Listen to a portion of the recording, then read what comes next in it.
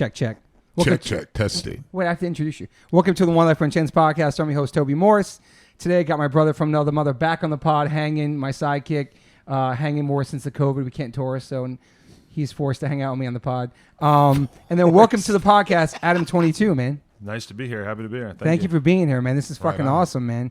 I tried doing it. Your last name is Grand Mason, and that means grand. What'd you say, man? I said it sounded French. Big house in French. Yeah. Wow. I was right. So you're French. We were talking the other day about how my career trajectory might have been different if I went by Big House. That was like my rap Big style House, name. yeah. You know? It's dope. That's the name of our drummer is Casagrande. Yeah. And Oh, we're really? Like, yeah. And Shit. So when I was looking at it, I was like, wait a minute. I was like, his last name is very French sounding. I mean, it's funny just think about there being a time when your last name would just be this sort of like vague description of what you owned. Or where you're from. Yeah. You know, like. Oh, yeah. shit. That was your future. Like people whose last name is like Blacksmith. And you're like, oh, I guess at some point someone was a blacksmith, I'm guessing, yeah. And then where does 22 come from? I couldn't find that out either. When I was like 15, someone told me to start a live journal, and they told me to just pick whatever name, and I wrote Adam, and that was taken. And so then I wrote 22 after it, and I clicked enter, and that just... After that, I just kind of always made that my screen name on AOL or whatever, and it just kind of stuck. And I figured it was probably more memorable or catchy than Grand Mason. Wow. Grand Mason's pretty dope, though. That's a hard name. I'm not mad at it, but Yeah. people always act freaked out when they figure it out. Grand Mason. Yeah, that's a good one. That's how my teachers in school would say it. They'd be like, Mr. Grand Mason. Right. So you're born in New Hampshire? Yep. Nashua, New Hampshire, like 5 minutes away from the Massachusetts border, like 40 minutes from Boston, like 20 minutes from Manchester, New Hampshire. And how was it growing up there?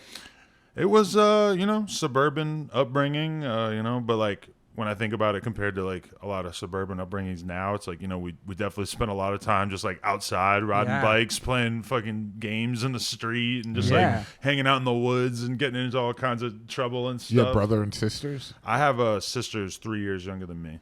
Okay. Yeah. Were you guys tight growing up? We not so much, Yeah. We were always like, all right, we're tight now, we're cool now. But she definitely kind of, we weren't exactly on the same page. I remember one year I went into her room and she had an NSYNC poster on the wall, and then I didn't go up there again for like a year, and then I went up there and she had a Fall Out Boy poster on the wall, and I was just like, oh fuck, you're like growing up out here while I'm just kind of ignoring your existence. Yeah. So you did a lot of shit outside. We all did shit outside back. There was no phones. Absolutely. There was none of this shit. Every dude. day outside. Skating, all that shit. Bike, riding BMX or whatever. And we're lucky to have grown up in that time. Yeah. You know what I mean? I think about it with my kid too. I'm like, would I let my kid just sort of like pedal or bike around the neighborhood at like 10?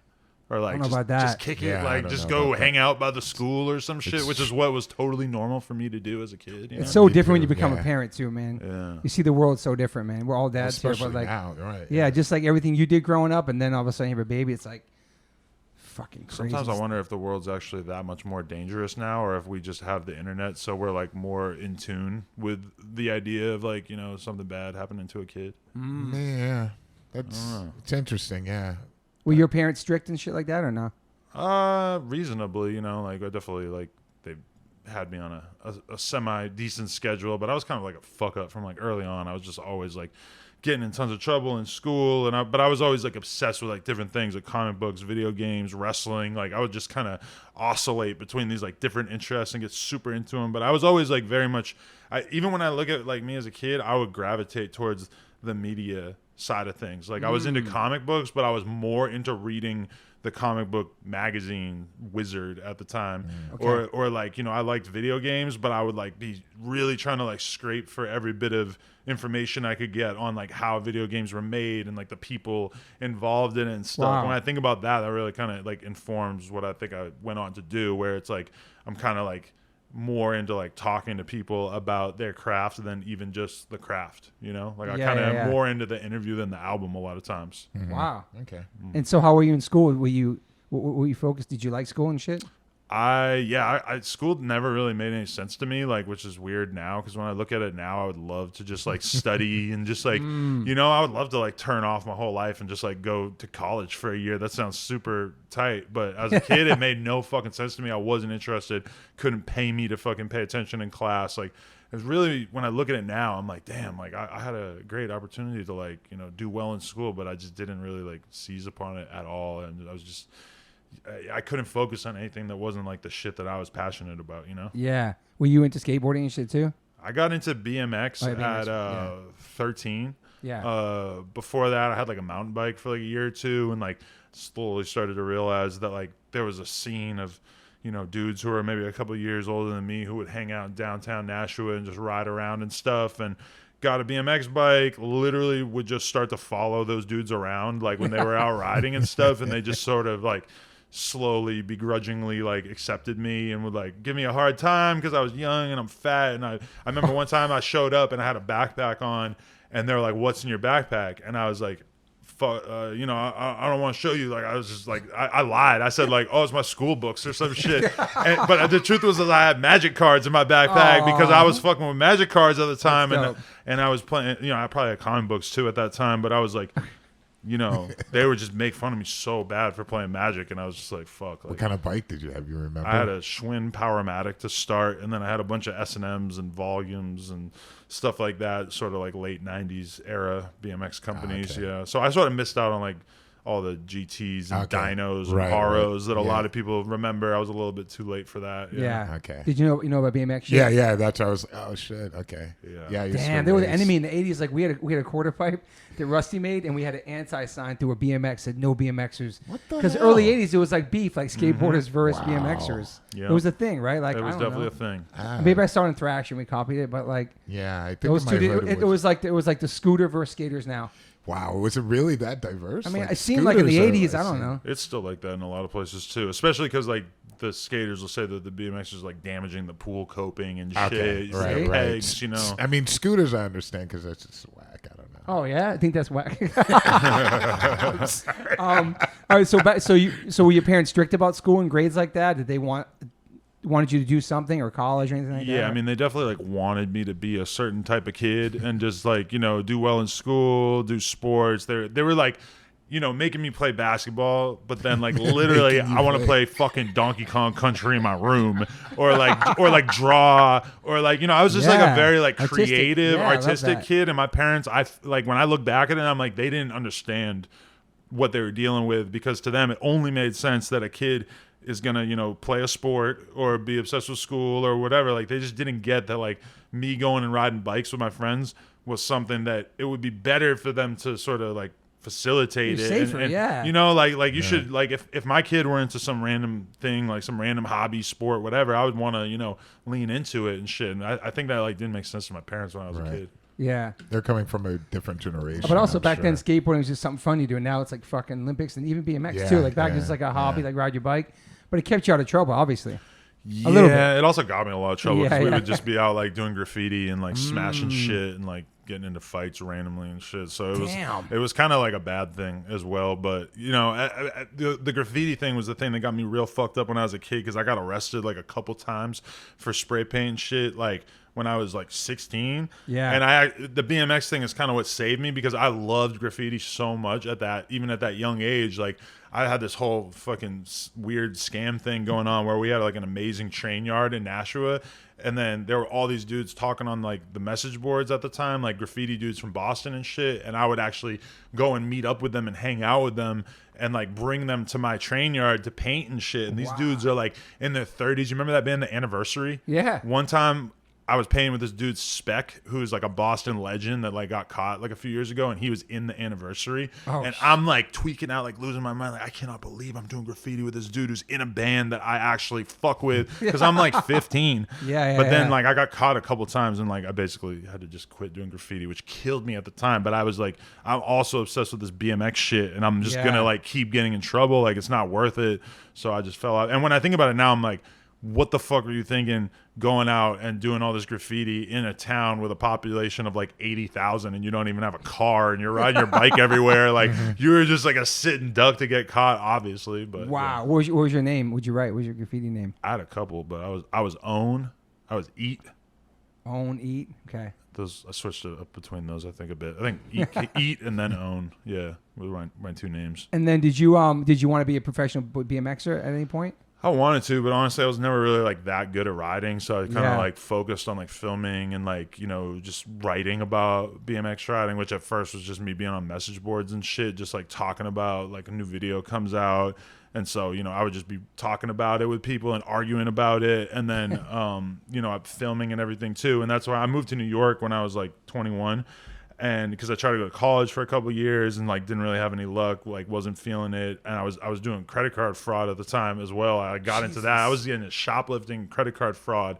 Somehow at some point I'm talking about like stopping doing graffiti to stay out of trouble, but it didn't take that long before I was just like, oh fuck, like I can make money this easy. So I just started to like get into that shit more. But then at the same time, I moved to New York to like stop doing that when I was 21. Grow up a little bit. Exactly. And but because I wanted to be like a BMX filmer and make videos and stuff, I moved out there. Within like 2 weeks, I fucking thrashed my back super bad. Like I hurt my lower back really fucking bad.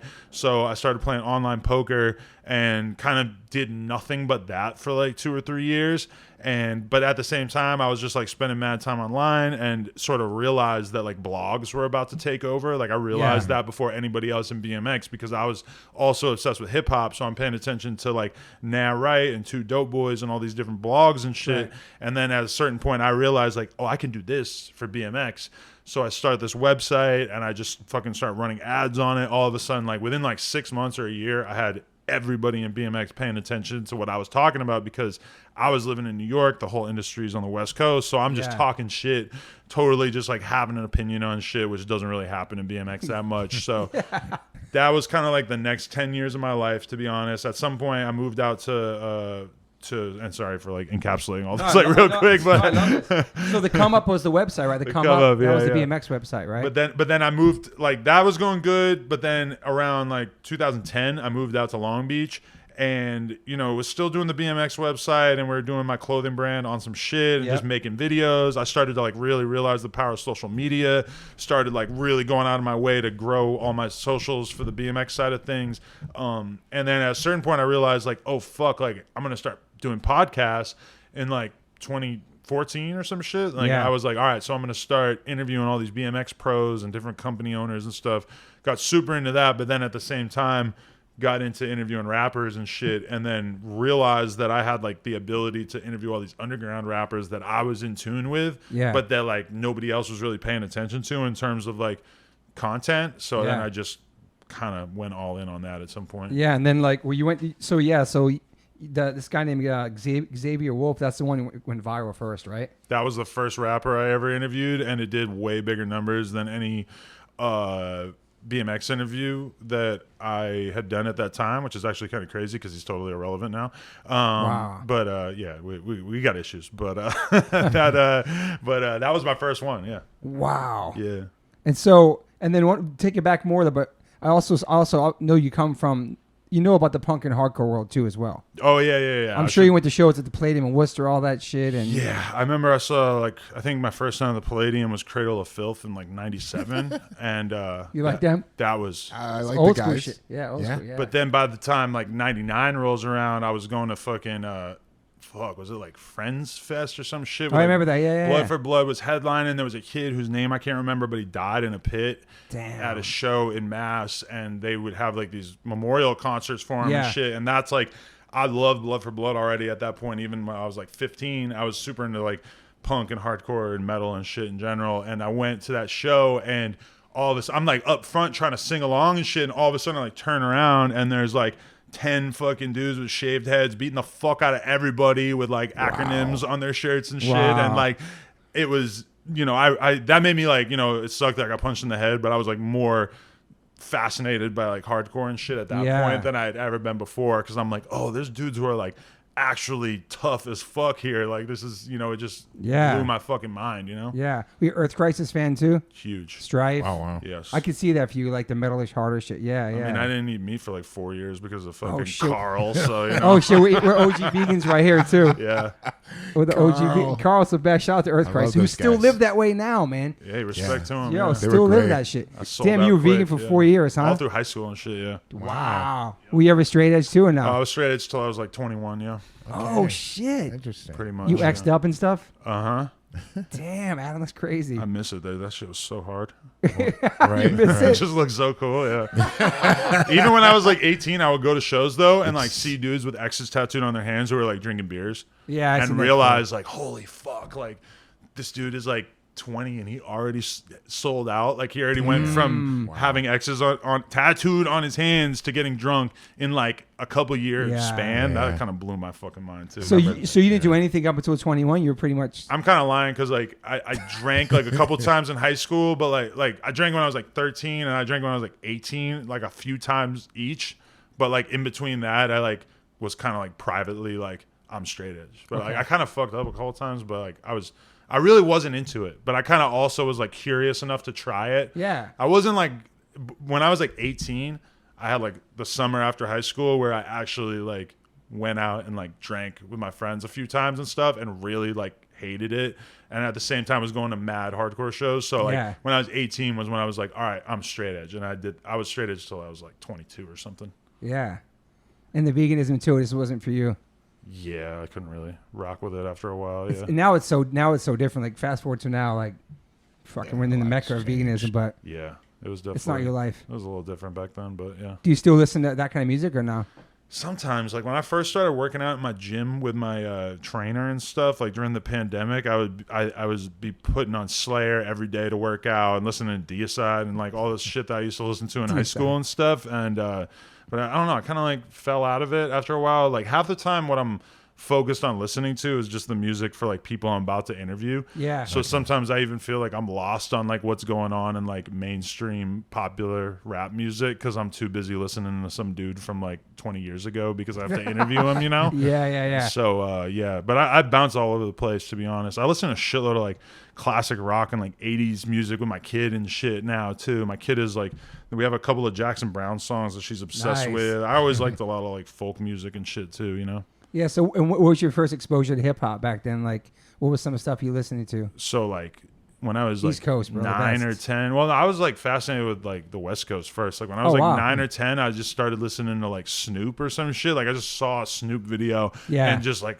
couldn't believe it. It was like, this is the tightest shit ever. Was completely fascinated by, like, the gang part of it. Like, I could just tell that they were, like, talking about a bunch of shit that I didn't understand. So I just got super into it. Would like save all my money to buy like, you know, rap cassette tapes and shit like that. And like I feel like I was always a rap fan and a punk, hardcore, whatever fan. But then when I was like 16, I think what really made me like shift to being like primarily a rap fan was just like witnessing the Jay-Z Nas battle. Sick. Incredible battle. I felt like that like impacted me so much where I just like realized in that moment how badass rap music was and how many characters there were that I should be paying attention to.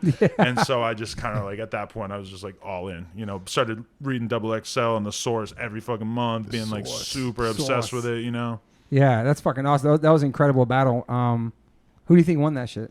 I mean, I always felt like Jay-Z won it. I don't know how much of my like 16-year-old like mega Jay-Z fan I love them both. was, but yeah, I mean, I felt like Jay won in that moment, but you know, whatever. It was incredible. Yeah, you were working at Fat Farm back then. Yeah, remember Fat Farm back then? Oh yeah. Yeah, I was just rewatching all the wires, and I forgot how much everyone's wearing Fat Farm in it. Oh yeah, they were, dude. Russell had them laced, bro, back then. He laced them all up. And I saw doing a Snoop Dogg like a velour suit. Remember he had the velour suits back then? The Wire's fucking. Yeah. I only saw The Wire like maybe 2 years ago. That's incredible. Watched the whole thing the whole way and what through. did you think? Fucking amazing. It was like the best. You know when you have like a show that you're watching and you're like excited to get home at night so you can sit on the couch and watch it for like 3-4 hours? Yeah. That was like an amazing part of my life, just watching The Wire like obsessively. Yeah, my wife's on that now. We were watching yesterday when they heard the news about Michael. That was horrifying. I was just listening to Mark Maron interview him in the car. Yeah. Wow. Yeah, and I was just watching the last episode and I was just like, fuck. And when you told me, and I didn't know it was real because Rap posted, I thought he was just giving props to Omar. And then I saw I was like, oh shit, he's gone. Like, I mean, it's fuck. I mean, that's sad, man. Like in his but it's apartment definitely too. like one of the best written shows ever. Oh yeah, hands down. Yeah. I would watch the whole thing again. Yeah, I might do it again too. The rewatch was. You have to focus though because there's so much dialogue and so many characters. And I've rewatched it 3 or 4 times, and this last rewatch, I always get something new out of it, and this time even more. Even Sopranos second watch, you get new shit too. I rewatched all those, and it was fucking amazing. You know, there's so many things that you miss. You know, and so many characters that are so big now too. Incredible characters. Michael B. Jordan, right? It's fucking awesome. It's hard for me to see a random new show on Netflix and watch it and like put like 8 hours of my life into that when you know, like there's like all these shows that are like so important that like, you know, like The Wire, Game of Thrones, like all that kind of shit. Like I you know, as much as like it would be nice to like support like underground TV shows, I find myself much more often like I either watch documentaries about random shit that I know nothing about, or I watch like the shows that everybody knows because I'm trying to like be able to have the conversation, I guess. Yeah. Catch up on it and shit. I think The Wire, what made it stand out was the fact that how relevant it is. You know, the writing of it are from, you know, 2 guys who work, you know, detectives. You know, so it was like very real. It was believable. And there's real kids in there too. And it's real kids, and it's very honest. Yeah. And there's a lot of things that really have an impact now that you see with schools, politics, how everything is interconnected. Yeah. And that's what made it. I was like, man, this show is much more than a show. It's like really you're getting deep right now. And but a lot of that shit, we're used to talking about like how systematic the oppression is for people in these kind of communities now. Right. It's a little bit more of a consistent conversation. I feel like that show was hella ahead of its time. I agree too. In that regard, like, you know, really No not doubt. just thinking like, oh, this kid sells crack on the corner, so he's a piece of shit. He deserves to go to jail. Exactly. Like, no, let's actually like really look at the full picture of why that kid ended up doing that. You know? And you fall in love with those characters where you're just like, wait, All he's of them. not just a drug dealer. You know, it's like it was more real. I was like, wow, this show is deep, man. 100%. Yeah, For, even Nolte, even though he's in the way, I fucking love him for some reason. I know. And then the main dude who's like English. Stringer Bell. Yo, fucking killed Idris it, Elba. bro. I seen him in person backstage at a fest in the UK, and it took everything in me to not walk up to him and be like, "What's up, Stringer?" Because I didn't even know his name at that time. Right. I wanted to do that so bad, and I held back. I'm like, "Don't do it, don't do it, don't do it." Have you? We'll get back to this, but have you ever approached somebody or I don't want to say their name, but approached somebody and they were like kind of herbed you, like I don't want to take a picture or somebody you look up to? Not to, we have to say their names, but there's some people I don't want to meet because I don't want to get herbed. Like no picture, just so even shake their hand, like they kind of dish you. I don't want that experience. I do it to people all the time too, so I'm sure. Because like where they run up on me and I just clearly like don't have the energy. Like they're super hyped to be meeting me, and I'm kind of like, bro, I'm like walking out of the fucking 7-Eleven with like a coffee in hand, and I'm wearing my pajamas and shit, and like you know, or like but I mean, the one that stands out to me is that like I was interviewing Young Thug backstage at that same festival in the UK I was just talking about, and Future walks into the room. And I just like stand up like I'm in the fucking military and my fucking sergeant just walked in. And Future doesn't even like look at me, or like he just like says something to Thug and like doesn't even look at me. I got roasted on Twitter for that hella bad, but I deserved it because I looked like a fucking herb. Like, I just stood up like, sir? Like Did you ever want to rhyme back then? Did you ever want to be a rapper? I like thought about it a little bit, but I think I had like the good sense to know that like probably the world didn't need that. So I'm glad that I actually never took that step. Yeah, I love it so much that I would never disrespect hip hop by trying to rap. You know what I mean? Me too. As much as I admire it, stick with the shit we do, but like we love it and respect it. You know what I mean? Like, I wish, but I think I just always knew that like maybe I had some talent, but probably that wasn't the venue for it. And also at that time, I mean, the number of white rappers was insanely low at that time. It really seemed like it was impossible. Like because it was like Eminem came out when I was like 15. And before that, it was like you had Vanilla Ice, who sort of like cast this cloud over white rappers for a long. Now it's like if you're a white rapper and you come out and you're dope, I mean, it's like I think people are pretty open minded to it. You know, absolutely. Definitely they might like hold you to a different standard or like be more prone to thinking you're kind of goofy or whatever. But like I don't think there's a lot of white rappers that are popular. You could totally have a fan base now that's like completely outside the mainstream too. So absolutely true. That Millie's guy. Yeah. I saw an interview that was great, and we saw some of his stuff, his freestyles and Jadakiss. Yeah, he's been grinding for a long time. Yeah, he has, man. He's super talented. And he's just sort of really like hitting his prime now. It's just inspiring because it's like you're sort of used to people coming out, and if they don't blow up in the first year as a rapper, you sort of just like he's sticking. It's never gonna happen. He's really stuck committed with it hard and is finally like really getting some respect, I think. Yeah, so you listen to Snoop and stuff like that, but obviously you're in the East Coast where like I feel like some of the best hip hop East. I love West Coast, but like Gangster, just all that Wu-Tang, everything back then was just... Yeah, I mean, I got super into like Nas and Jay and and Wu-Tang and all that shit too, like soon after, and was listening to that all through high school and everything like that. So you did graduate though? I did. It was not easy. I had to do fucking summer school for like 2 different summers before I graduated and stuff, which is, when I look at it now, I'm like, what the fuck was keeping you from just doing your fucking work, you stupid asshole? Like, and I just couldn't. Mm-hmm. And I really like tried in school, but it was just like I'm somebody who can like get interested in something and within like 2 weeks be like a fucking expert on it. But if I'm like told to learn something in school and I don't give a fuck, it's like almost impossible for me to really remember it or like really get it. So that was always my problem with like, I never got above like a D in math like my whole life.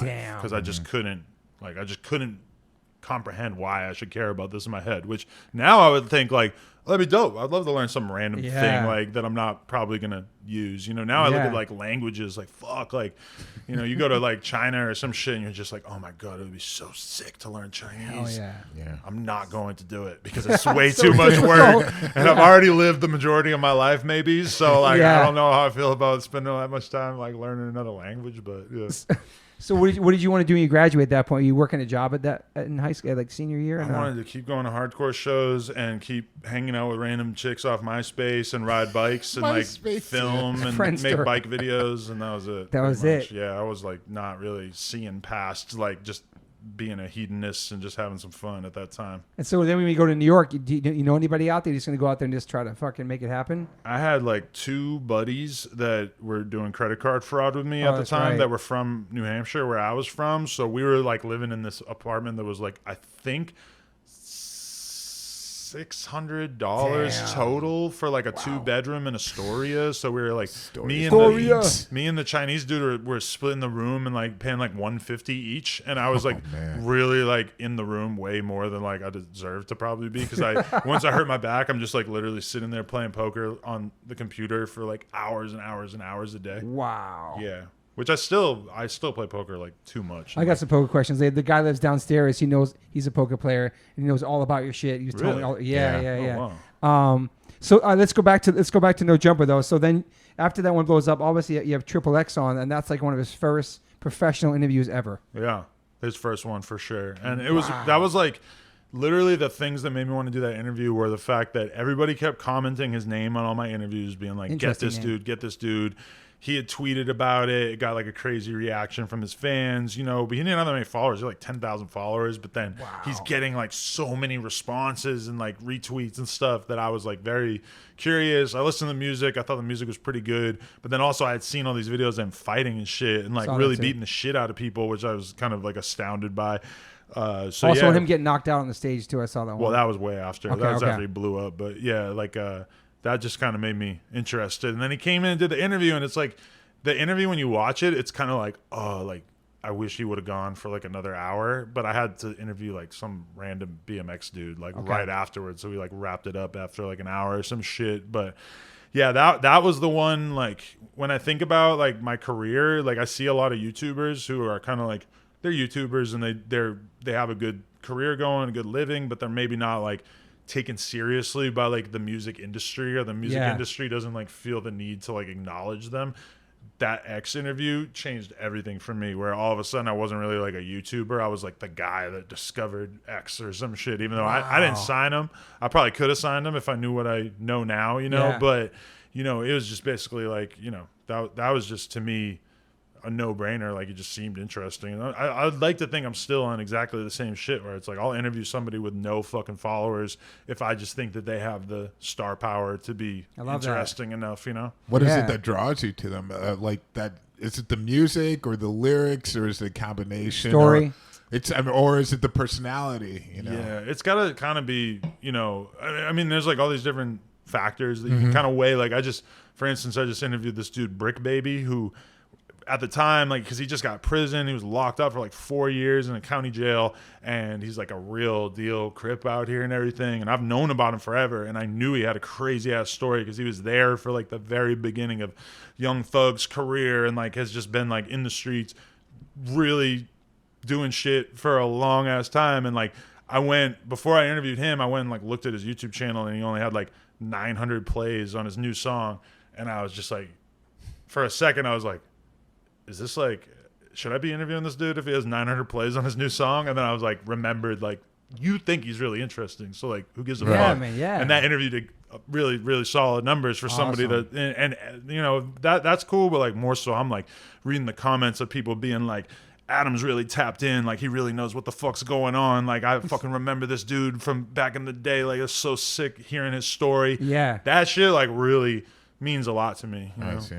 Yeah, you have ear to the street still. You still listen to new things, and you're right. Yeah, I'll listen to whatever. Sometimes I feel like I'm not as tapped in as I should be, but I'm like, sometimes I feel like I'm too tapped in with like street music and like real like gangster underground rap, and not enough with like the sort of like nerdy weird shit that I was like with X. Like, he wasn't like a gangster rapper. He was like on some like SoundCloud type shit. Yeah. But that, you know, had an emo vibe to it too. His interest was dark, man. Yeah, he kind of figured that out over time. That, like, you know, he's the only rapper ever who's like blown up making a certain kind of music, and by the time he put out his first album, had basically said like, no, I'm not doing this anymore. I'm making folk music. Wow. You know? Yeah, that's fucking fuck. And so it was No Jumper. So does that become? Are you making money at that point when the Triple X thing happens, or you have the store on some shit on Melrose? That was your main thing you're hustling on. I had a bunch of shit going at the time. You know, I was still doing the BMX website. I'm doing the BMX content. I remember like it was my goal at that time to make like 10,000 from YouTube in a month, and like just 1 month. My BMX channel started exploding, and the No Jumper thing started exploding because I fucking got like a random BMX vlog that I did, got 3 million views that month. And then like a bunch of the other ones I did got like, you know, like 1 million or so. And like finally, like I went from like, I was like just trudging along on the BMX channel for like years and years, making like $2,000 a month. And then all of a sudden I had a $10,000 month. But at the same time, the No Jumper shit was blowing up, and I was like, to be honest, getting super bored with like making BMX videos and just going to the same skate parks and just making the same fucking video over and over. So I just had to be real with myself, and I was just like, you know what, fuck this. I'm just like going all in on No Jumper, and kind of just like fell back from doing the BMX content for a while, and I was just still having the blog go. And then at a certain point, even that, I was just kind of like, you know what, this like had its run. I'm not interested in it anymore. I'm not going to just keep trying to do this. And especially at a certain point, it became like the money I was making from No Jumper was like, you know, so much more than I ever made in the BMX side of things, that it just kind of became like, I can't even like look at this thing like it's a real business anymore. I would rather just be a fan of it, of BMX, and just not even have a website, you know? Well, you did a lot for it. It seems you did a lot for BMX. Yeah, it definitely helped bring it into the internet. I mean, like we get no credit for it because everybody just forgets, but like for like 10 years there, we were the only BMX website that mattered. And like all the magazines that went out of business and stuff, it was because of us, because we were taking all the traffic. Wow. Yeah. So then No Jumper kind of that becomes your that's your like your full-time everything. Yeah, because I was just seeing so much explosive growth that I just had to like lean all in on it. And at that moment was when we were like, fuck it, we're moving from downtown LA to Hollywood and to Melrose. Yeah. And that's when shit really started going crazy, because all of a sudden you had like rappers strolling in on a daily basis, and I just made my whole life like 12 hours a day. I'm going to be in this fucking store, and if people walk in the door and they are down to do an interview, I'm going to fucking go in the bathroom and write questions on my phone for 5 minutes and then pop back out and do this interview and act like I was completely ready for it. And it just became this insane fucking grind, like daily, where I was just doing so much content. I would do like 10 interviews in a week. I would fucking it's draining, man. Be in the store doing social media all day, vlogging, just making so much content, like just leaning into it so hard. What's the most podcasts you do a day? I'll do 3 or 4 in a day. Like, still to this day. Yeah. Oh my god. And so when I watch No Jumper, I never see notes. Maybe I see on your phone.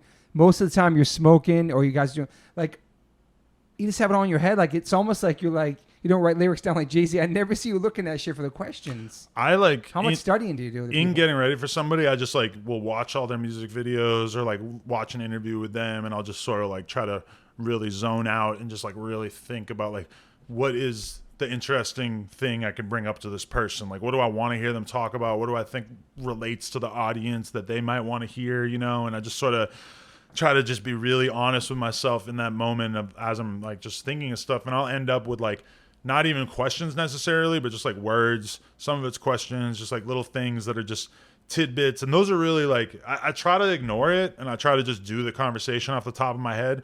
And then at some point, maybe if the conversation stalls a little bit, I'll just look at the notes. But it's different for everybody too, because like a lot of times if you're interviewing, you know, an actor or a comedian or a writer, they're very wordy and they'll just talk and like, you know, that's those are so easy. And then but then on the other hand, sometimes I'm interviewing like a 16-year-old kid who's like the most poppin' rapper of the moment. Yeah. But he gives me like, you know, a 20-second response to every question. I know. And those are the ones where I like really need to have like a lot of different shit written down because I know he's probably not going to give me that much. So totally makes sense. But then I also like with those people, I try to just fuck with them and just like say weird out of pocket shit and just like try to get them out of their comfort zone and just get them like, you know, just like realizing like this is just a conversation. Yeah, like, it. you know, I did a podcast with Draco the Ruler yesterday and we were talking about all this crazy street beef.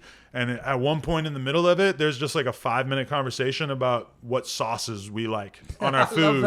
And he's like hella anti-ketchup. He's just talking about mustard and all this shit. And like, you know, I like that though. I like it just to feel like, let's just flow. Let's just talk about whatever. No, I like that too. And I said it before at the start that I always see like people not by the microphone, and you like, can you push up? And you have so much patience with them. Like, I see how you can control it. It's awesome. Just because sometimes I would get frustrated, like people aren't talking on the mic or fucking they're high or they're rolling something forever. You're like, gotta keep it flowing. You know what I mean?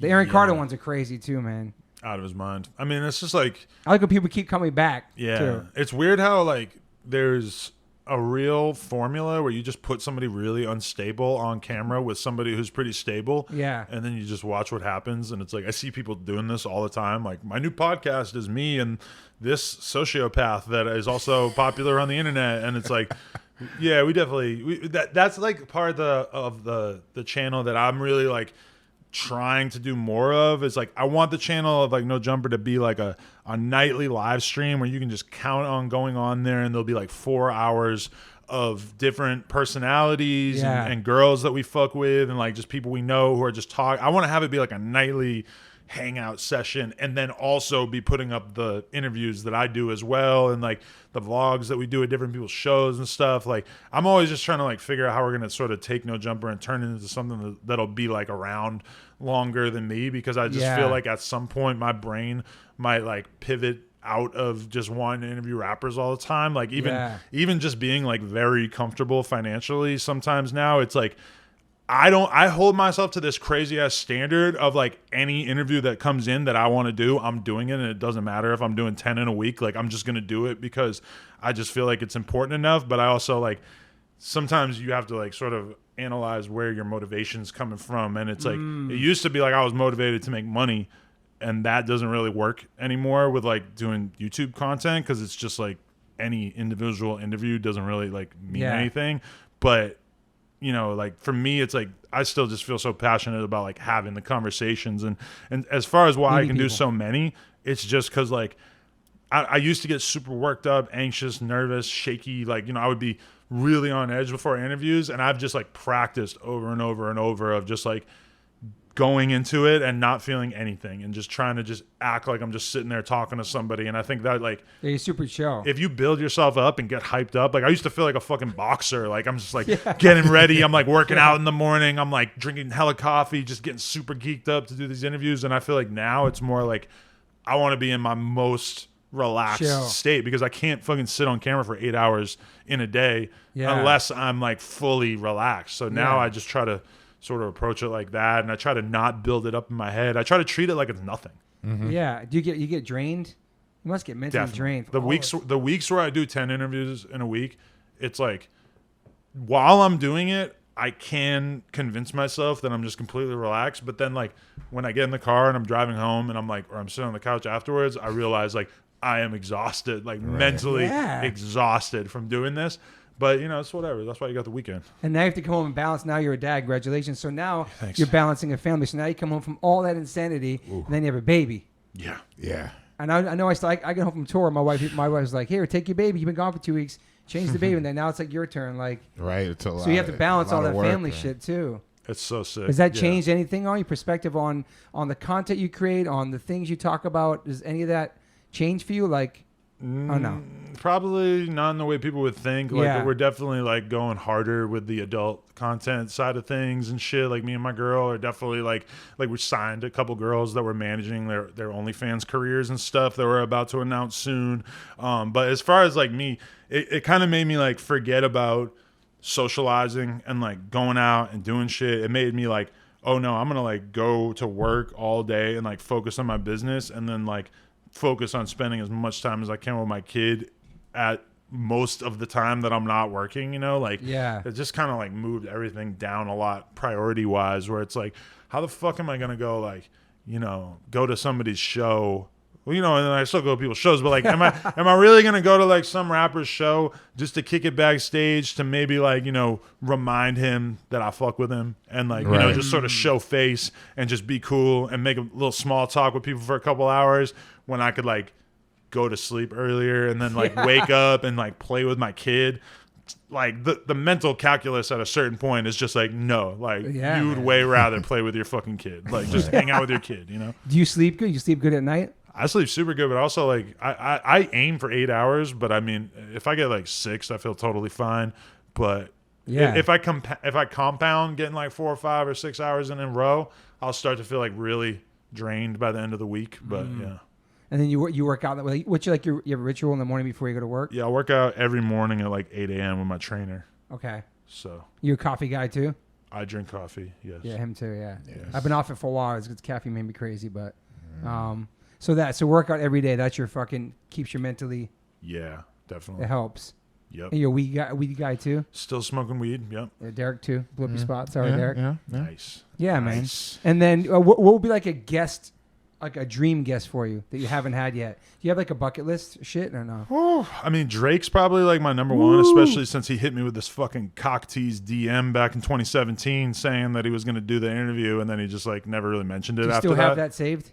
I could, yeah, but he's like DMing me about like a ton of shit over the years, and I like don't expose it to the world because some of the things he says to me, I'm like, wow, you must really trust me. Because, like, if I put this on my story right now, it would be, like, on all the blogs and shit. But and you can't, if you ever had him on, you can't bring up those conversations. Maybe. Who knows? But he's the biggest control freak ever because he did the Rap Radar podcast. Yeah. And not only did his team edit it, so they got to take out anything that they didn't like, but they ran it on his YouTube channel, so Rap Radar didn't even get the fucking AdSense money. Wow. That was the most player-ass shit I heard. Yeah. And I could see when I was watching it, because it was one of the best interviews I ever seen done. Elliot Wilson and B-Dot, they interviewed Drake. They killed it. After that, I was kind of like, what the fuck am I going to ask him if I interview him, because it was so good. But I could see where the edits were. And I was like, oh, I could tell sort of like what little things he might have reacted differently to that then they wanted to remove, whatever. So that'd be a sick one, man. Yeah, that would be a good one. Nas would be sick. It's hard. I'm telling you. Have you tried a bunch of people like that, like in that world? I shoot or my like, shot. fuck it, I'm not gonna try. I'll DM anyone. Like I DM random ass people. Really? Be like, bro, let me get an interview. I'm such a big fan. Yeah, I just do it. Like I'll just. I love that. Even man. young ass artists, they got like 50K followers, or like they're like brand new out the gate rappers or whatever. I just DM love them to have you on, because that's when they're really gonna fuck with you. Then when they really appreciate it is if you tap in with them when they're smaller. Yeah. Once somebody's already huge, it's like. They kind of they quite often end up with the attitude of like, I don't need you. Like you weren't there for me when I was struggling, so why the fuck would I do content? Because interviews are very optional in rap. You know, it's like there's a million outlets. The biggest rappers don't even really do interviews, like Lil Uzi Vert or Playboi Carti or Jay-Z or etc. Drake, Kanye, they're almost never going to do an interview. So it's kind of actually they're the problem, because if they were more open to interviews, all them, then the younger Kanye rappers. would be. I see having a great one with Kanye. That'd be sick. Yeah, but he just sort of like hijacks the conversation and just goes on his own rants about anything, Yeah. Like I watched him on Joe Rogan, and I was like, Joe, you got to wrangle this dude. Like you can't just let him do whatever the fuck he wants on the mic. And I've heard him do that on so many people's podcasts, and that's like a big one. Like as like a podcaster skill is to know when to exactly like pull him back to earth. Like no, we're talking about the questions I want to ask. And what's really fascinating is when you can observe the alpha male dynamic going on, where someone's trying to like basically sort of like lower the other person's value. That shit's fascinating once you sort of like start to pick up on that, man. Wow. I was gonna say, like, you have guests that come on that are kind of, you can tell that maybe they're acting on the podcast, like they're sometimes, kind of, yeah. Wow. It would seem kind of annoying. I'm sure you can see afterward, see through that now. But I mean, rapping is acting, you know? It's True. like, Yeah. and realistically, their on-camera interview persona is usually way scaled back. Like, you know, the same dude who's talking about shooting 50 people is going to be in an interview like, I don't have a gun. No. Like, Right. what are you talking about? Like, you Right, know? right. So, but then, like, some people will come on and you know, like, I've had people come on and tell me, like, crazy stories about being shot, and then had somebody else from their city see me and be like, bro, you really believe that story? And I'm like, wow. oh, shit. I love the That corrupt was a one. lie? Fuck. Like, that could Damn. definitely have been a lie. Like, you might have a point. Fuck. Yeah. The corrupt one was great, man. Oh, that was fun, yeah. He was pretty honest and real, and just fucking. He was pretty chill, and like, I like we do the old heads too. Yeah. Oh, yeah. I just did Hell Rel and J.R. Ryder and 40 Oh, Cal. shit. That was a dream. That was so fucking fun. Yeah. Wow. I heard somebody else too. If I should mention, I can take it out, but Search. Search, yep. Just did his. Sick. It's not even Little out bass. yet, but that was an amazing one. Yeah. Damn. We did a Channel Zero cover for the pandemic, and I was on with Derek, and I had no idea who else was on. Who else was on with us? We covered it. Some guitars from Mastodon, guys from Faith No More, Oh, wow. Billy, and Mixmaster Mike, and at the Puffy. very end, all of a sudden, Mixmaster MC Search Mike. is on. I was like, oh fuck, we're on a song with MC Search. Yeah, that Third a Base lot was of a great fun. one back then for white rappers. We didn't mention. That's a good point, yeah. Fucking Absolutely. incredible Cactus album, all that shit. Yeah. Incredible, A lot of dude. respect, man. Yeah. And he fucking pretty much his production, whatever, was involved in Nas's first record, all that, you know. I think that somebody Searchlight. said that he was like the first, or Third Base as a whole, or Search was like the first like white rapper that was like really like taken seriously and Yeah. respected as an MC. Didn't do fugazi shit early on Fugazi, in yeah. their career that would like, you know, make people think weird shit about him. Because like at one point Vanilla Ice was respected, but he was a little bit too far into the like dork category. But like if you actually like I watched some documentary or like video about like Vanilla Ice's career, and it's crazy how he was actually taken very seriously in Texas, and then he got clowned on Saturday Night Live, and like a couple rappers took shots at him, and his fucking public perception just plunged so low after that. Damn. But before, I mean, also his like big single was just dorky as fuck. But like Ja Rule and 50 style. I mean, that was that was another thing that He like still bullies him. It's crazy, man. yeah. Fuck. that like when I say that Jay-Z and Nas got me like super into hip hop, it was also like that was the time period of the rise of 50. Like I was a fan of 50 from like How to Rob, like his Yeah. first shit. Great I thought shit. he was tight, and then he signs to Dre and Eminem, and I'm like, oh my god, like this is insane. That was like I feel like your like future fandom will be based on like the version of the subculture that you encounter when you're a young kid, you know. So like my hardcore fandom definitely like fizzled out, but like, you know, going to shows in Boston in like 99, 2000, etc. I mean, it's like the most rap. violent like hardcore scene maybe like I don't want to say ever. There's probably a lot of candidates, but New York was wild back then too. it was Boston insane, was too. you know. Yeah. And like when I look at like I like my primal years of like going through puberty and like listening to rap music where like Jay-Z versus Nas and 50 versus Ja Rule and Eminem versus Ja Rule, all this fucking amazing shit. Yeah. Oh, Eminem versus everyone. I So got he was lucky. going- That was a great time period. Is there anybody that like said no to you? And you don't want you don't have to say their names. If somebody that you really bummed, they said no. Just straight up no. Has Like- anybody ever said that to you? Yeah, all the time. But Chief Keef is one who like talks to me all the time, shows hella love, fucks with me. I'll be like, yo, let's get an interview in. Nah, bro, I ain't doing it. I don't like doing interviews, bro. Crazy, man. You gotta just respect it because it's like, oh, you really are weird as fuck, and you probably just like would not enjoy yourself. Like you don't seem to really enjoy being on camera outside of like rapping and shit. So I feel you. I know? appreciate the honesty though. Yeah, Yeah, still I be don't your look boy, down on come on. anybody for it because it's like I very much, if you have a career and you want to maintain a certain level of mystery, I mean, for sure. As an artist, there's a lot of value in that. There's you got to know? be a balance, though. You know, like Yeah. you want people to know who you are. Yeah. You know, have a piece of your personality, and doing interviews is a great way to really tap in for a fan. I mean, I guess it's maybe different in the whole metal and rock world because it's important. Yeah. You'll die if you don't do interviews. But listen, like if you're a metal band, even like as a rapper, this is definitely true. But as a metal band, if you never do interviews and you really maintain that illusion of mystery and shit, and like that's the problem with interviews is that like for the most part, people are pretty nice on camera. So it's like if you have all these songs about disemboweling corpses and shit, and then you do an interview and it's like you're just super nice. It's like I could see how the fans might. But I think in metal, it's like more of a the fans know and accept that there's a level of theatrics going on here, and any rap fan with half a brain should know that about rappers. But a lot of times they just kind of miss that. You know? Are there some metal bands that like act a certain way that really aren't their way? It seems like but like I'm sure the singer Deicide's nice. I mean, but most fans know that this is definitely some theatrics being thrown in, but it's super important. Like when I was thinking of like pop or rock stars, like Terrence Trent D'Arby, he never did interviews or anything, really? And then he was really like, nope, and his kind of career was like faded because of people are like, yo, what's up with this? Wow. But like, imagine Danzig never did an interview. I would probably really think he was like the most evil dude ever, and that would be pretty badass for his like long-term career. True. Don't you think? And he doesn't do a lot. He doesn't do a lot. Yeah. You know who I love? That's like I love for the generation of hip hop is J. Cole and Kendrick. As far as my two top, as far as the past decade, because me and my son love them too. But they're done on social media. I love how mysterious they kind of are still. And because you get to a certain point in your career where like their careers are doing so good that a lot of times doing anything feels like it could hurt your career, you know?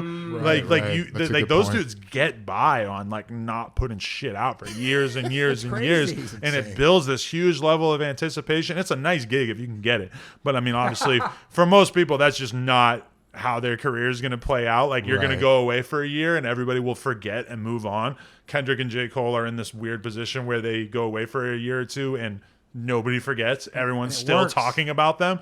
When you're really at the epicenter or like the peak of your musicianship and you really are that dope, I mean, you can do that. I guess. They only come back when they have records coming out. Yeah. And then there was a new single. I forgot who was Kendrick's on this new single. I forgot the guy's name. Maxo Cream? It was incredible. Or Baby Keem, sorry. Incredible song the other day. We listened to it in the video. I was like, that was Kendrick's hard, right? about to drop a record. You could feel it. Oh, yeah, it's been like coming. 3 or 4 years. Yeah. We kind of need it right now, too, because I saw you debate on the Drake. We've been having this debate, too, the Drake and the Kanye record. And I feel like there's a couple songs.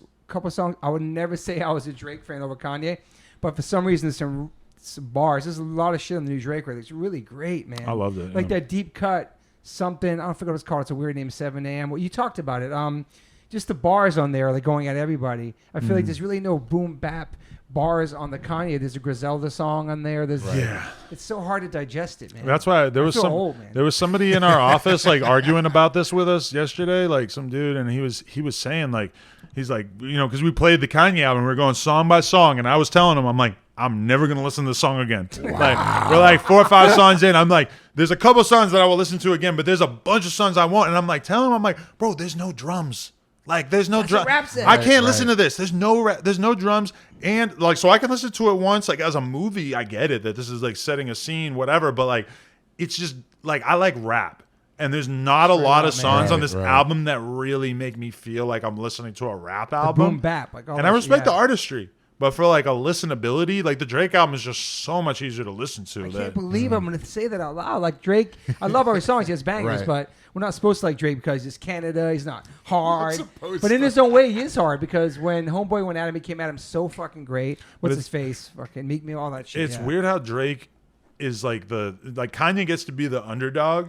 Because he like said slavery was a choice, supported Donald Trump, has said like so many terrible things. He gets to be the underdog because he's basically acted like a fucking arrogant child for the last couple of years. And then Drake, for some reason, is this like king who people want to see dethroned because he's pretty much carried himself like a nice guy for all these years. Like, what the fuck is wrong with people? Isn't this so weird? Like, these narratives are kind of bizarre. I don't know. It's interesting to see the sales too. I don't know if you know the sales of the first week. Oh yeah, Drake's crushing him. Did you watch that? The listening party thing for Drake at that video they had on Apple? Was this him like in the mask and all that? Oh, the Kanye thing. Yeah, I didn't see any of that shit. Yeah, like you love Kanye too, right? I respect his as an artist. You know, he's definitely a true artist. But that's part of like the whole rollout is like, oh, I'm gonna premiere this album 3 times and it's going to change. And I'm like, bro, I do not have time for this. I do not want to listen to your album 3 times before it's done. Like, people send me leaks all the time. And it's like, I don't want to hear a leaked Drake song. I want to wait for his album to come out and then hear them all at the same time. Exactly. And like, because that's ruined it for me in the past. Like, I'm the biggest Young Thug fan, and there was a moment where like 100+ songs of his leaked, and I had them all on my computer. Wow. And this is like 10 years ago or some shit, and I was just listening to them all. But they, like, a lot of them weren't mastered and stuff, and it's like a lot of them you could sort of tell that like, oh, this song is like redundant with this song, and like they never would have put both of these songs on the album. But then when the album comes out, it's like curated, like you got like 15 songs that make sense. That's what I want to hear. I don't want to hear your band fucking practice. Yeah, I want to fucking put the album out. out, put out a shiny disc with it on it, whatever, and then I'll listen to that. Yeah. Do people send you shit all the time, like to check out before it comes out now? Sometimes. Are you like the main go-to for hip-hop platforms, though? Yeah. Like when people have a press run, like No Jumpers up there with the Breakfast Club on the East Coast, stuff like that? We're up there with, I mean, it's like I pride myself on like being different with our content. Like, I just like interviewing a lot of people who like are clearly not, like a lot of rap outlets, they only interview people when they're having a moment. Right. I really do not. You do have underdogs, yeah. Yeah, for sure. and I don't want you to be having a moment realistically. Like, I don't want you to be talking about your new album. Like, it's cool if I can only get an interview because you want to talk about your album at some point. That's cool. But like, realistically, I want to just have a conversation, not do some like weird promotional shit, you know? Yeah. When you first came out, it's kind of like when like if somebody opens a tattoo shop in the same area as another tattoo shop, you have to ask first. It's like a respect thing. Like when you first came out, were the old school platforms, were they kind of did they like Joe Budden's, Breakfast Clubs, whatever's out here, like all those different, did they like the only people embrace you, or like, who the fuck's this guy? I mean, the only like relevant content creators in rap at that time on YouTube when I started was like DJ Vlad was doing like, he's been doing interviews forever, so he's kind of like the OG. And then, you know, you have like Academics, but he was he was doing, you know, more like just telling you some shit that was going on in the streets or going on between rappers. So, and even Vlad would do interviews, but then he would chop them up into these little like chunks. For me, it was like, no, I'm going to do like a 2-hour interview. I'm just going to put it out as a 2-hour interview. And that to me was like what made it different. But no, definitely nobody like really had like opinions or really like seemed like they were like, felt like I was stepping on their toes. Because the artists I was interviewing were dudes who were not getting interviews. They just were not going to have an interview on YouTube because they were not big enough. But then meanwhile, I'm going to shows and I'm watching like 1,000 people singing their words back at them, and they have their merch, and they fucking, I know these dudes are like have, you know, maybe they don't have 1 million followers, but maybe they got 50K or 100K, but their fan base is crazy. And now everybody gets that. Now everybody realizes that not only do you want to sign an artist super early in their career, but you want to interview them. They're like, people just sort of realize that an artist, like a new artist, is like a natural resource that they want to mine from. Yeah. Which, like, you know, I want to get the views before anybody else. I want to get this dude to sign to me because I know that maybe his career will go crazy and I'll be able to make money off it. Like, all that was kind of a mystery to me at the time. And then I started to realize, like, oh, like, I was only able to do this because everybody else was sleeping on these artists actually being relevant, you know? Yeah. It's kind of like A&Ring. Yeah, and you, totally. you worked at a label till they hired you. Are you still with a label? At one point, I did some shit with Atlantic. We've been we have an artist we're about to sign independently right now. But yeah, that's because like when I think about it, man, like if I had been able to sign a lot of those artists I interviewed early on, holy shit. But I would have artists say like I was signed to you, and I'll be like, I don't know fucking anything about that, bro. Like what the fuck? I don't know how to sign somebody. Like I'm brand new. Like even at that time, like it took me a while to like really figure out the game because I was just so new to everything, and people would be talking to me like, oh, like you should do a publishing deal. And I'm like literally having to like go home and like just like Google and like research what a publishing deal is and be like, fuck, like I still am very confused about this. Like what the fuck are you guys talking about? Like because I had been a rap fan for like 20 years before I had a voice in the rap world. So it was kind of shocking to me. I would have done it a long time ago if I realized anybody would have took me seriously, you know? Do you trip on it sometimes? Just because you love it so much, like you love this music, and I trip on it when I have like go to work. Sometimes I have that drive to work where I have like 4 interviews, and it's like I am going to be sitting in this chair for like 7 or 8 hours today. But also like I'm so geeked and like I feel so lucky to have all these conversations because, you know, I was like when I was like 22 and I started that BMX website, I felt like I had just accomplished like more than I ever could have imagined accomplishing, because I was so obsessed with just media in general. And then all of a sudden I had like the biggest platform in the niche that I had spent my entire childhood obsessed with. All of a sudden I'm just like it took me a while to like figure out more goals, because I just couldn't believe that I had done it so quickly. And it was only because everybody else was just asleep at the wheel, you know? Yeah, and then interviewing people like you grew up like loving and shit's awesome, man. Like, yeah. So now this is even more like what the fuck. Like everybody I grew up around, you know, like you look at their like Instagram and it's like they're posting like, oh, here's a photo I had in a magazine in 2007. And like, here's, you know, like I went on this road trip like in 2002. And it's like, sometimes I look at that shit and I'm like, I cannot believe that I'm still actually doing shit that I'm excited about every day, because it feels like I'm on my like second life, because I had this whole bike riding life before this shit. And it just kind of trips me out. Like, how the fuck did I get into this place? Like, I know I did everything possible to get to this place, but it also just freaks me out that it actually worked. Yeah, it's fucking insane. And I realized how when you walked in how tall you are. Like, so riding a BMX might have been difficult for a tall person, or no? Yeah, I mean, there are a lot of like he's so big. Like, there's a lot of amazing bike riders who are really tall and they look super good on their bike because of their height. I would not put myself in that category, and I would say that on average, like shorter dudes have an advantage because they can kind of like roll, and like they don't have like as long of a base to like, you know, twist something or hurt something or whatever. But even me, like riding bikes as a kid, like I think a lot of kids now, it's like you ride bikes because you want to go pro or get sponsored, or same thing with skating. And if you don't do those things, then you're like a failure, or you're like, you didn't do the thing that you were supposed to do. I didn't have anyone to look up to that was sponsored or anything, because I'm coming up in New Hampshire. Like I knew like one, like before the age of like 19, I knew one guy that got like free bikes from one company. Okay. And so like the idea that I was like gonna be sponsored one day was like completely foreign to me. I just liked the experience of like being on my bike, going out with my friends, having experiences, like the culture of it, reading magazines and watching videos and shit. Shout out to Rick Thorne too, my man, who's still doing it, man. Rick Thorne, right? You used to see him cooking down Melrose all the time, dude. And I interviewed him back in the day, Oh, he did awesome. Sick. So when did you move to Cali? 2010, I think. Wow. Yeah. From New York? Yeah, from Brooklyn, Bushwick.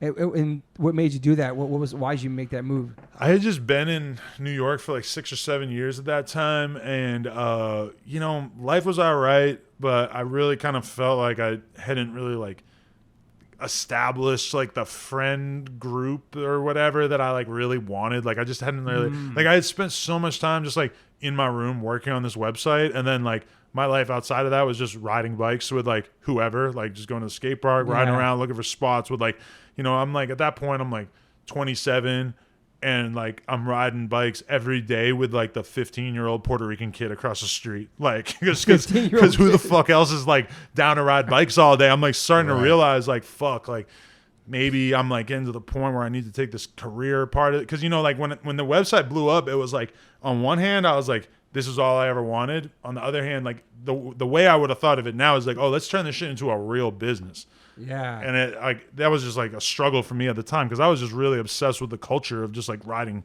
bikes every day and just having fun, you know. And like at a certain point, I was just kind of like, you know what? If I move to the West Coast, and I also knew I hated the cold. Yeah. Right. And I was just like, if I move out there, that's where the whole industry is. I could probably make more money from like actually being around these companies. There's, you know, the spots are crazy out there. The weather's good. Like I you know, like I was really like spending like, you know, months in my apartment of like looking out the window, not being able to go ride bikes. And at a certain point, I'm like, what the fuck am I doing? Just like staring at the snow. This is so stupid, you know? So at a certain point, I just moved, and I never really even like thought about moving back. Yeah. Me either, man. We both moved here from New York. Like once you get out, it's like, fuck, man. I feel like semi-retired. You're right. Yeah. Right. You know? It's like a vacation town. Yeah. And going back, like the people you're growing up with, like high school and that time, there weren't. I'm imagining there weren't a lot of like black kids there, or was it mixed? Or you know, like it was a decent mix in the sense that I feel like my high school, if I had to totally guess, might have been like 10% black, or like. Okay. But then there was like a lot of Puerto Rican kids and like a lot of Asian kids and stuff. So I always like grew up around pretty decent mix. You know, it wasn't like, you know, people of color were like a mystery to me. There was definitely a big minority, but like because I was gonna go like with. Like, were people tripping on you for listening to hip hop? Was it because I know like, in New Hampshire too? Yeah, New Hampshire. I don't know. Like, us growing up, I remember when you get tripped off listening to punk though. Right. That's why I'm asking. Yeah. Like people are like, yo, what's there were black people like, yo, what the fuck you listening Why to? you riding a bro? skateboard? They're like, why are you riding a skateboard? Why are you trying to grow dreads? You're like, you need to comb your hair. And I had said this before. Why you know, they vegan? were tripping on. They just didn't know. And also, I was listening to really aggressive hip hop, and so other people are like gangster rap had just started coming in, and it was like, I don't know. I remember that when I was like 13, 14, 15, when I was like junior high, where it was very much like rap kids and then like punk / so alternative. like it was very split Okay. and very split along like racial lines too, Right. where it was like almost 100% of the black kids and the Puerto Rican kids and shit would be into rap, wearing Tommy Hilfiger, Nautica, Farm. Jordans. Yeah, exactly. And then you have the other side was Right. like Jinkos, band shirts, fucking, Vans. you know, Yeah. whatever, Vans. Yeah. And Right. Sauconys. it's weird because like I kind of like might have let that get to me a little bit, where I remember like having conversations with my friends where they would be like, bro, like you cannot listen to Youth of Today and Jay-Z. Like What? you Right. cannot, Yeah. This is you what's fucked cannot up. because Right. they stand for different things. Like, you know, like Jay-Z What is the hell is this? materialistic. He's talking about diamonds and bitches and shit. And then Youth of Today's opposite. you know, and that kind of like I kind of saw the point, but at the time I kind of knew that I was ahead of my time, and in the sense that I was like, nah, this shit is all fire. I'm not gonna limit That's how we myself, grew up, dude. you know, Yeah. and really like throughout my life, I've just seen that wall get broken down more and more and more. So it's Yeah, like I'm absolutely. kind of glad that I never like was like, okay, I have to choose one, Right. because I don't think anybody feels like they have to choose one now. you No, know? dude. Okay. That's why it's interesting. Like when I things about it, like knowing you know about punk rock and all that stuff, and just hearing you were straight edge, know about all that stuff, but then getting hip hop. That's exactly we lived in the melting pot in New York. Was all that shit. Mm-hmm. I have a Youth of Today tattoo and a Jay-Z tattoo. Like all my shit's like that's how we grew up. You know what I mean? Like Tribe, De La, and fucking Ramones, Yeah. Agnostic It Front. was all good. You know? Yeah, everything I was mean, all. You know what I mean? And I feel like when back then, even when bands were wearing, even like when Lil Wayne started rocking Travis's Famous shit, and the Warped Tour started having hip hop on them, when Black Eyed Peas, I was Right, on that yeah, tour, yeah. Eminem was on, all that stuff started merging. It's such a beautiful moment because growing up, all the punk skate videos we watched were only punk music in the background. Bones Brigade, all that shit. Absolutely. And then hip hop started going there. Even Pharrell and fucking Nerd and even Lou Fiasco, all that shit. When it all started merging, I was so psyched. You know what I mean? Like Outkast is me too. I everything. was like, finally. Punk rock, hip hop, skateboarding, BMX, all that shit. Like BMX, like the videos I grew up watching, all indie rock, punk, Yeah. hardcore, Yeah. etc. And then over the years, like there was this company based Brooklyn in 1999, and they put out a video, and it was like all hip hop for the soundtrack, besides maybe like one song, stood out like crazy. People were mad as fuck about it. Like, you know, like you put all this fucking stupid ass music, like nobody's gonna watch your video because it's all rap, etc. But then, like, you know, fast forward, like I saw that wall get broken down where like immediately after that, Animal was like the New York City company for BMX. And their videos were like probably like 80% rap, and it was like they became the hottest brand by far because they actually represented like a real New York kid perspective. Yeah. And then even like, all right, I'm gonna say like 2013, like we put out a bunch of videos for my BMX brand on some shit that were edited to like these Gucci Mane songs that were off his Trap God mixtapes at the time, which was like the best Gucci mixtapes. Like, well, I don't want to say that because he's had so many great ones, but like really fire. But I mean, it's Gucci. He's like got a mumbly ass voice. He raps slow as fuck on a lot of these songs. And oh my God, you would not believe how many people. But it was funny because like by that point, they wouldn't say anything racist. They would just say like the music was trash. Whereas in 1999, it was way more likely to be straight up racist. Yeah, you know. right. But I mean, even then, I remember just thinking like, okay, like whatever you say. Like you guys tell me this music sucks. Fine. Damn. You fast forward a year, 2 years, every BMX kid's videos are edited to Gucci Mane and all this trap shit. And I'm just like, that's when I knew. I'm like, I just know. Like, I'm never listening to anybody again about music because it's just, I have an ear for it. A lot of people don't. They're just not going to be able to catch up. I feel like so many of those years just like DJing for the van, driving around, lighting up rails and shit in the middle of the night, riding BMX. That was actually what like really made me like push myself to like find more and more and more underground rappers and shit because I was like really trying to entertain all these fucking dudes I was hanging out with, and I was loving it. Even though like I remember playing Young Thug in like 2010 and having them be like, turn this off, like this is terrible. And I'm like, no, you guys just aren't ready yet. You remember Nonfiction, Ill Bill, Necro, all that? Yeah, I mean, I was never that into Underground. that shit, but yeah. There was it's underground still. I mean, yeah. Yeah. No, I was Coca like, Nostra. I used to listen to Jedi Mind Tricks a lot. Oh, yeah, Jedi, yeah. I lost my virginity to Jedi Mind Tricks when I was 18. Wow. And what about So No Jumper? That song is a Gucci Mane song. Is that from that early stuff, or was it? That's from what song was it? Oh, the verse is 95 Air Max because I'm a dope runner, balling like an athlete, but got no jumper. And when we like just found that because we just made a huge list of like a lot of different like rap lyrics basically, and like just looked at all these different hard lyrics, and there was like a bunch of them I wanted to use that like no jumper could easily be called Up North Trips. Okay. Because that was just a bar that I thought was hard as fuck. But then there was already a blog called that. So I'm like, oh, we can't do that. But and Gucci's cool with you using it probably at this point. Yeah, he had me come to the club in Miami one time and like tap in with him. And I was on stage with him, Guy Fieri, Shaq. We're all like in the section in Club Live. Wow. And he's just like, he showed me love. He like, like talked to me for like a couple minutes, went back to doing what he was doing. I'm like, he left. I'm like still in his section, just hanging out with Guy Fieri. Because usually use a sample, the publishing comes after usually. He never has tried to claim it. Cool. If he did want to claim it, I would just have to like silence that on every single video. It only helps. It all helps each other. We don't even use it anymore. But if we wanted to, we could just remove it from every video, which would be a kind of a bummer. But hopefully it never. And Jumper was a nickname for you?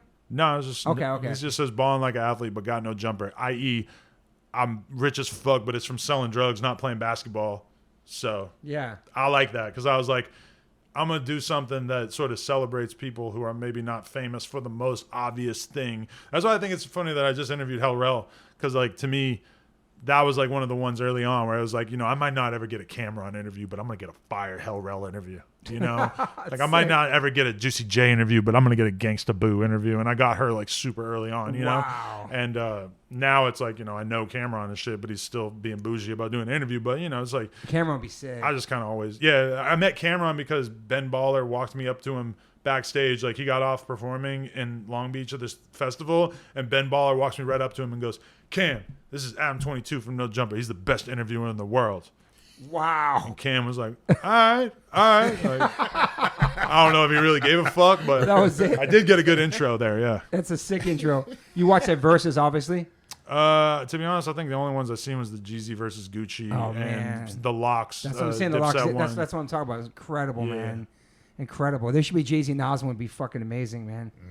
It's crazy that Ja Rule and Fat Joe are doing I know. Nobody wants to see that. It's like an exhibition bout. We want 50, man. Oh, yeah.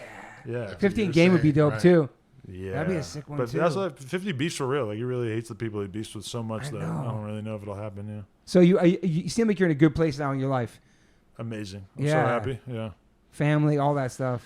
Yeah, I just feel like I'm like kind of at the place now that I was like working towards my whole life, like that I always wanted to be in terms of, the business, in terms of my family, in terms of the content, like I just, we're in the process right now of signing because I'm buying like a fucking $4 million building to fucking do No Jumper out of now, which is like I always wanted to not pay rent and just be able to just buy a spot and just fucking do all our content out of there and just be able to make way more content. So I'm just like overjoyed, Wow, man. Do you have any major regrets in your life?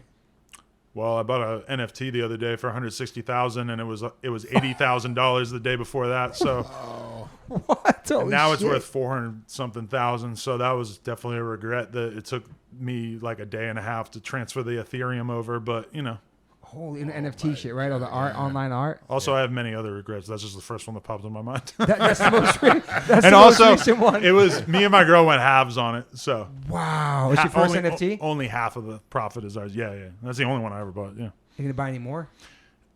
I don't even know what the fuck it is. I'm extremely into the crypto punks and not that into like everybody else trying to be the crypto punks. So I mean I have some faith in it, but I'm definitely not gonna go like spend like 20 grand on a penguin just because the punk made sense. I don't know, but not to say that there's anything not long term about that, but I just felt so strongly about the punks that I just went all in. Would you make No Jumper NFTs? I want to. Yeah, I was talking to some people about it, and then we kind of fell off of the conversation. But I really feel like there's a dope opportunity with it for sure. You know what NFT shit is? Yeah. But you don't physically own it. You don't physically have it in your possession on your wall, right? It's just something online. But they have these cool ass like NFT like, you know, screens that you can have in your house now that'll like plug directly into your NFT wallet so that you can have it showing your collection in your home, which I feel like I might do, even though right now it would just be one punk. But yeah. You know, I saw hundreds doing. Saw a bunch of people doing. Madball did it. Like a lot of people are doing. It's like, oh fuck, we need to get hip to this. Like a Sepultura one or something. Yeah. You guys thought about it? Yeah. I have a couple other NFTs, but I mean, they're all worth like a couple $100, and then I have one that's worth like almost $500,000. So I feel like I'm just not going to acknowledge the other ones. Holy fuck! And also this kendama. That's what it's called, kendama. Yeah. You know the thing with the fuck? You ever seen the kendama stuff he does? No. It's this thing you hold and the ball. I don't know what the fuck. What's it even come from? It's like a Japanese tradition. Basically, they're like kids in Japan will have this. It's like a ball with a stick, and you just sort of like catch it on the cups, and then you can catch on the spike and stuff. And there's like a whole community based around it. And I just got turned on to it maybe like 5 years ago from a friend of mine, right as it was kind of starting to get popular in the US. And we just started making them, and now we like sponsor like a pro kendama team, and like we send these dudes to events, and we have like signature kendamas, and we have these crazy long kendama videos of them doing crazy ass tricks and shit. It's pretty out there, but I mean, for me personally, it's kind of like a more like low impact version of BMX, in the sense of like what I love about BMX more than like the actual act of riding a bike is I love the idea of just like having a trick in mind. You try it mad times, you finally get it, you're fucking in pain, but you did it. You know, it's like that's just like that process of going through that is like infinitely meaningful to me. But, you know, I am 37 and my fucking back hurts sometimes. And like, you know, I just like am not able to like, you know, the BMX thing, like my life as a BMX rider was like, I would leave the house at noon and I would go out for 10 hours, just hanging out, riding bikes all day. I cannot do that because my time is just way too occupied, you know? Yeah. And I just got too much shit going on. But I still, like last Sunday, I went out and just rode with the guys for like 4 or 5 hours. But with the kendama, I can just pull it out of my backpack and just fuck with it, and it just gives gives me that same satisfaction of like just wanting to learn something. And like, people with my compete hands. with that too. Crazy. Wow. Go to YouTube, type in no jumper kendama, okay, and you'll see this video of this dude Wyatt that we signed to our team. He was like the world champion one year and shit, and he's like, it's fucked. Like he will go to the park for like 8 hours and try one trick filming himself. Wow. Like the level of dedication, his hands will be bloody. Like you've never seen anything like this, bro. It's you never fucked. heard that shit before? Hands, no. No, I know if you see it, you know like what it is. I've definitely seen it, but I don't know anything about it. Yeah. Wow. And then only a couple more. I know. I really appreciate your time. That's cool. You have any top? Right here. Oh, that's it right there. Yeah. That toy. I don't know if you've ever seen it before. No. Well, two things. Well, one is that I know you talked about it publicly recently, so I don't feel weird bringing it up. I mentioned you, but people, all my friends listening, have been making fun of my hairline my whole entire life. I have a widow's peak. I don't know why I'm making up until yesterday. Even you guys were sending images of Ernie and Bert. We were. Okay, I got a high military fade, which I haven't had since the 90s because I was supposed to get my head tattooed by Dan Smith. Love you, Dan Smith. When I got down there, everything placement didn't work on my head, so now I'm getting no tats on my head. Now I have this whack ass fucking high fade Marine military bullshit. But then I saw Adam talking about how he came out openly. He wasn't really excited about it. I just came out. He started talking about it. Yeah, I mean, I was just like, I was really in the zone. Like, you know, because I first did this like 8 years ago or some shit because I had it done twice. But like 8 years ago. 2013, you had it done in 2019. Right. Yeah. I mean, I was like 29, 28, whatever. And I was embarrassed because, you know, especially at that time, I'm hanging out with all these young ass BMX pros and stuff, filming them every day. So it especially just made me feel like an old head. Like, why the fuck am I thinking of, you know, I'm like 28, 29 at that point. So it's like, you know, it's not that uncommon.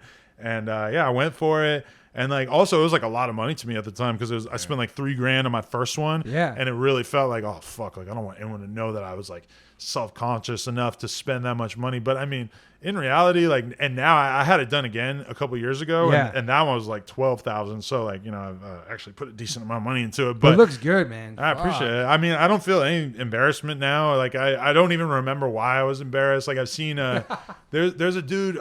A lot of rappers are getting lined up too, and they're talking about it. And that's part of it, is that the rappers just talk about it. So like, why the fuck am I not going to talk about it if you got, you know, Tory Lanez and Tyga talking about it or whatever? You got an ill hairline, bro. Or just get a tattoo. Or just get a whole head tattoo with a fucking line. I mean, it's better than... I almost did that. You know, like what is the... but it's painful. I can't even remember. It's not that bad. No? They cut the back and shit though, right? And they put it in the front? the first one I got, they cut a big strip out of it. The second one I did, they just take it follicle by follicle. Wow. So it's nothing. And honestly, like, bro, I've had so many friends hit me up and basically just be like, give me your doctor's info. I'm doing it, you know? And like, completely natural. I know. Like you would never be able to tell. I mean, my attitude is that, your like, hair, too. You know what somebody pointed out to me? And this is somebody who I've had issues with in the past, but this is not indicative of that at all. But somebody was like, look at Machine Gun Kelly before he got his hairline done and look at him now.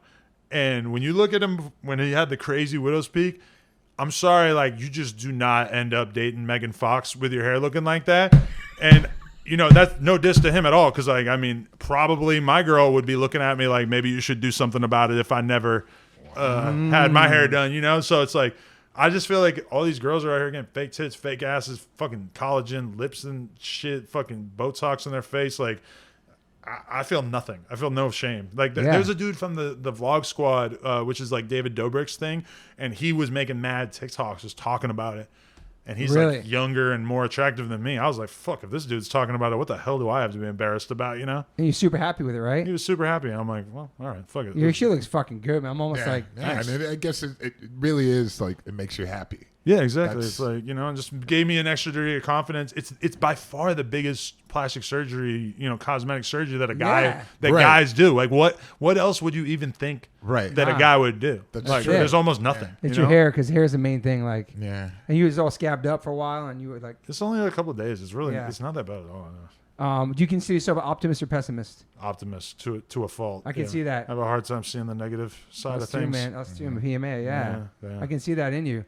Because you've been focused from the beginning of everything. I mean, I don't know. I just feel like you've been focused to be where you're at right now, you know? Yeah, that's like the weird position I'm at in my life right now, where I feel like I've been grinding since I was like a kid to get to this point. Yeah. And that now I'm like kind of there, and I just don't want to fuck it up. I just don't want to, like, you know, I just want to like keep going hard and just keep, you know, it's like, it's easy to get distracted by being like, oh, I've had all this success doing this one thing. Maybe I should do something completely different. Maybe I should take a bunch of time off. Maybe I should, you know, and it's like, for me, it's like, nah, like I really think about it. I kind of do want to take like a month off in like January and just like a little sabbatical, maybe like write a book or some shit. Yeah. Just sort of like, you know, explore my mind a little bit. But I don't know. It's like at the same time, you give so much time to other people. Yeah. And a big part of me is just like, you know, you've done over 1,000 podcasts with all these people. You know, that's a big thing that like, is a corollary with the NFT thing, is that like old shit is important. Like everybody I've ever interviewed is going to die. And for a large percentage of those people, when they die, their family and their friends and their fans and the people that appreciate their music are going to go back and look at that. And that's going to be a fucking document to like help you understand them. You know, like their kids are going to see that shit maybe, like, you know, not like a lot of the people I interviewed have only done maybe that's their only interview. Maybe they only did a couple. Like, you know, like that X interview is still in our top 5 interviews right now, like this month. Like in competition with all the interviews that I put out that got like 1 million views like this month, that interview is still number 5.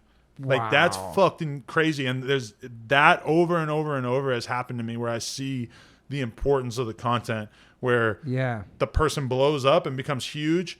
And that interview just is like a blueprint of who they were when they were 21. And that is like such an addictive thing. And I kind of feel like I just haven't had enough of it. And I just want to keep leaning into it and just doing more and more, because, you know, not only is it great business wise, but it's also just like, I just believe that it's important. You know, I love the feeling of doing it. I feel like I've gotten really good at it. I don't know if I'm going to want to do it when I'm 50, but I definitely want to do it when I'm 37 and probably 40 and probably 45. So I'm not really like planning on, you know, I just don't want to like switch shit up too much when it's going good. Because it feels like kind of it just started getting good over like the last couple of years, really. You know, you have a lot of people working for you now. You have a big team. Yeah, I got like 10 people full time, and like a bunch of people doing other shit on the side. Yeah. That one X video, I'm sure you've seen it, where he's like in this little room, looks like a bathroom or bedroom, and he's singing a song, and then it's a split screen. Then it's him playing the same song, thousands of people. It's like, looks like he's just recording like in a fucking bathroom. And then my son showed it to me. Then it's like that same song, everybody's singing it. It's fucking amazing, man. Yeah, he was super talented. Witnessing his career, like if I needed anyone to like let me know just like how big a rapper could get from my platform from nothing. Yeah. I mean, I saw him go from like absolutely nothing to like one of the biggest artists in the world in the course of a couple years, and then saw him get killed. So it's like, okay, you got the whole process, the whole story arc of life right there. So it's like, I'm not taking anything for granted, because they could pop me too, and I could fall off too, like, or not, he never got a chance to fall off, but I mean, I seen this shit happen over and over and over. So I'm just trying to, you know, make the best of it while I'm in my prime, I guess. You ever get worried about that? People trying to like fuck with you or something? I know remember the gun thing that happened that was back then, and you ever get worried about your safety because, I don't know, you're dealing with all kinds of people every day?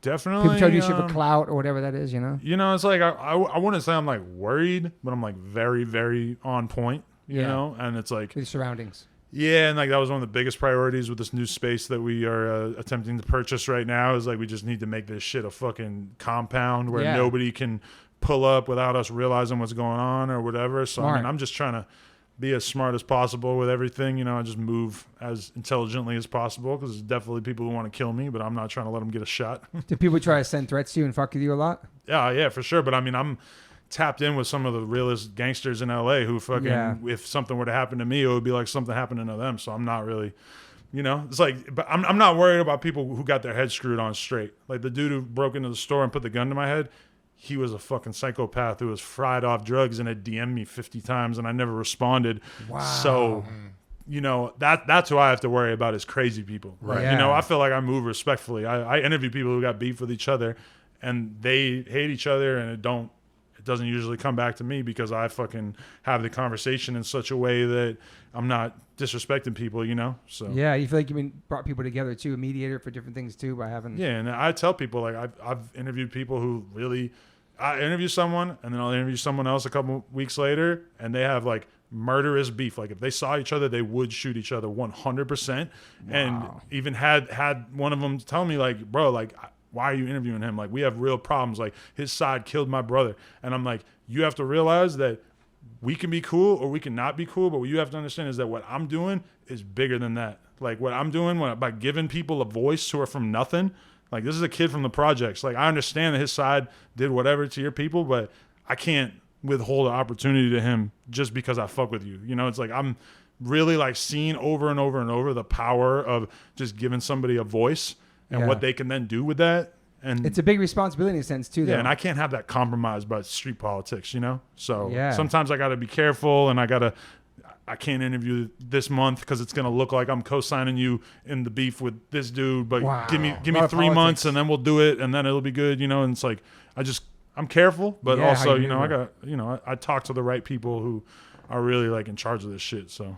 There's a lot of politics involved. Yeah, it seems that way. Any more questions for this young man? Nah, I think that's it for me. I really appreciate your time. And this is like, I know you're a busy person, and I'm glad we connected. And oh, yeah, it was a blast. It seems like we come from the same worlds, you know what I mean? East Coast and punk and all that stuff. And BMX. Yeah, when Laura hit me up, I was like, about the podcast, I was like, I thought I was getting catfished. I was like, this guy even today, even saying, like, is this guy really gonna come to my house? I haven't talked to him or talked to anybody. I looked her up, and we talked on the phone. She's awesome. Yeah, so, I didn't even know she was gonna send that message, but she saw your comment on the Danny interview, and she was just like, oh, would you do a podcast with him? I'm like, yeah, of course. She hit you up. Sometimes she does some. She'll hit up weird people for interviews occasionally, and I'll be like, Laura, like, but for the most part, she's very in tune with who I want to fuck with. So she's very valuable. Yeah, good luck with everything in the future and your family and all that, man. It seems like you're in a place, and appreciate it, man. Yeah, you're out here, man. Anything else, Derek Sepultura? No, that's it, man. Thanks for your time and your wonderful voice. You're a busy man. How many podcasts you have today? Just I have to do Travi from Gym Class Heroes, and then I just have to do my weekly talk shit with the homies podcast, the No Jumper Show, which we do every Tuesday at 6 p.m. People should tune in. California time. And say what's up to Travi for me too. An old friend of mine, man. Good for fucking human. That's cool you're doing that. It's gonna trip out. You told me he came from my house and shit. It's awesome. Yeah, I was just interviewing Gata, who's the dude. Have you watched Lil Dicky show? Yeah, we met him recently. Yeah, he's dope. Because I was interviewing him, and then he was talking about how back in the day it was the label's idea to pretend that Tyga was Travi's cousin, to basically like give the people a reason, because at that time, and this is Gata's words, he's like, the labels didn't know how to make sense of a light-skinned black kid with tattoos who was cool but not a gangster. Wow. So they had to say that he was related to Travi, and I was like, bro, that's fucking crazy. And it's even crazy that you guys are just talking about it honestly now and just acknowledging that was bullshit. Dude, that's fucking... But that gives you a window into how fucking weird the rap world was even 10 or 11 years ago. Right. Where it's like, you know, now, like, if you have like a cool young black kid with tattoos and he's got some shit to say, you know, nobody would think like, oh, we have to, like, they're not going to understand. Yeah, you know? I love like, but at that time, it was like...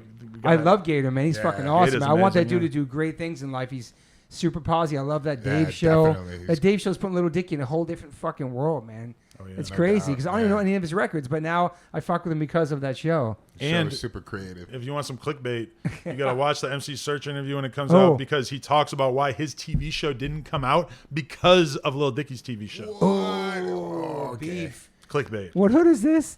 All right, thank you so much. My pleasure. Appreciate you guys for real. That was awesome. Hey y'all, Liquid Death's been so kind to give me a promo code. So for your first purchase on liquiddeath.com, go to liquiddeath.com/OLOC and you get a free set of koozies with your first purchase of H2O, still or sparkling. If not, you can try it also at Whole Foods or 7-Eleven. Use the promo code OLOC for your first purchase of Liquid Death. Thank you, Liquid Death, for your support. Appreciate you so much. Murder your thirst. H2O saves lives, y'all.